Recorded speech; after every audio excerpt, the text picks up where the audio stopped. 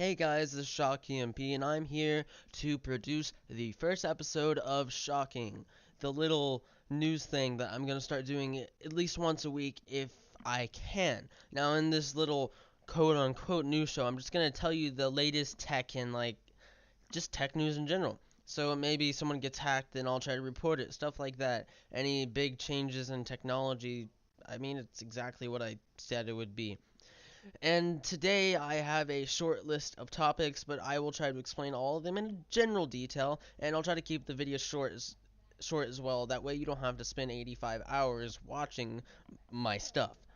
Now, the first thing that you need to know, and it's actually probably the most important one, there is a bug in the App Store for iPhones and Apple devices in general, and the app change was called Notify, and essentially would notify you when a certain app came out or new updates and stuff like that. It's called the Notify button. It was a bright orange button that users can click on if they want to be alerted via iCloud Mail when any game or app becomes available on the App Store. So this would have been great for people who were looking into like beta apps and wanted to have it the moment it came out on the App Store. Now, the problem with this is there are multiple vulnerabilities in this feature, and the quote is by Measury. I think I pronounced that wrong. But I said it anyways. The quote is, "Successful exploitation of the vulnerability results in session hijacking, so they'd be able to take over your phone. Persistent phishing attacks, so you'd get a bunch of ads that if you clicked on it or replied to it, they'd try to take your money. And persistent redirects to external sources and persistent manipulation of affected or connected service module context." So basically, they can control your phone, display a bunch of ads, and try to redirect you to random sites that you don't want to be on, and will probably try to take your money. Now, it involves the exploitation of 3 vulnerabilities via iTunes and the App Store's iOS Notify function. Essentially, if you click on the Notify feature, it automatically gets some info from your device, and it tells your device the value and primary email ID, whatever that is. I'm reading from the site. I'll have the link in the description. So basically, it tells you your iCloud ID, which is normally private, but it tells you that, and it has to access this to actually send you the information. Now, the problem with this is that if someone gets access to this feature through a bug, which I'm tell you about, then they'd be able to mess with your stuff. Now the way it works is it's vulnerable to persistent input validation flaw, which allows the person trying to take your crap to put a bunch of JavaScript or like code and stuff that apps run on, and they'd be able to put a bunch of stuff in the place where the device name would normally be, and then once it gets executed, then what essentially happens is whatever they put in that little field or insert place that they replace your device name with, whatever they put in gets executed, and they get to do whatever they want essentially. Um, and and actually, this is the scary thing. They can set the victim's iCloud email as their email address without any sort of like you clicking a button that says yes, I think that this should happen. It just happens. End of story. Like, you have no choice in this if it actually works. Now, the second flaw. Oh, okay. So here's the third vulnerability. Whenever you get the email, then it will also include the malicious payload inserted by the attacker into the field thing. So you get it in the email, and it'll be executed there. That's how it'll get executed. When you open it, it'll get executed, blah, blah, blah. A lot of bad stuff happens.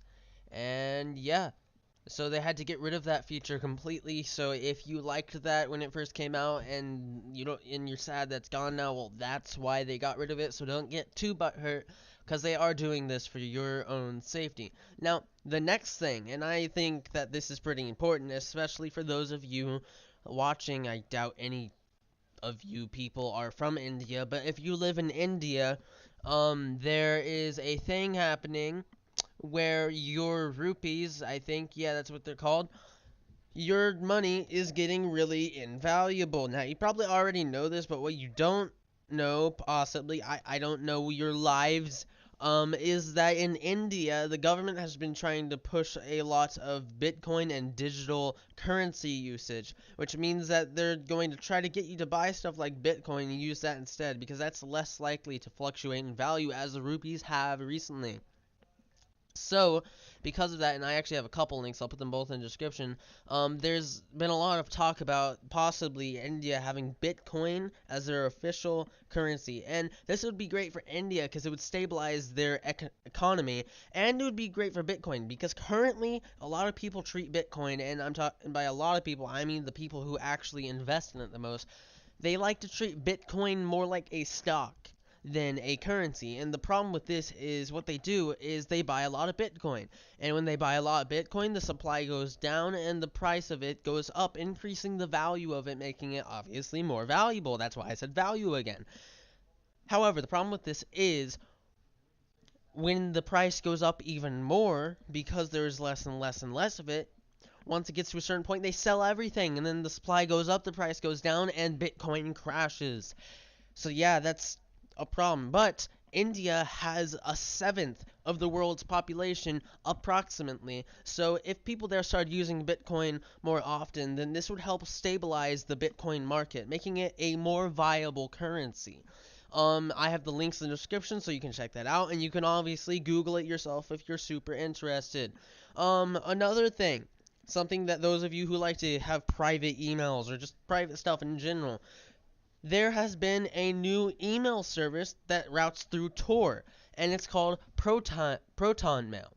It's supposed to be the safest thing ever, but it was launched in about 2014, but they recently, but at the time it was just safe. Now they allow you to route it through the Tor network, and the Tor network is very, very, very safe. If you want to know how it works, Google it. I might actually do a video over that later though, so just leave a like and a couple comments if you really want me to get that done as soon as possible.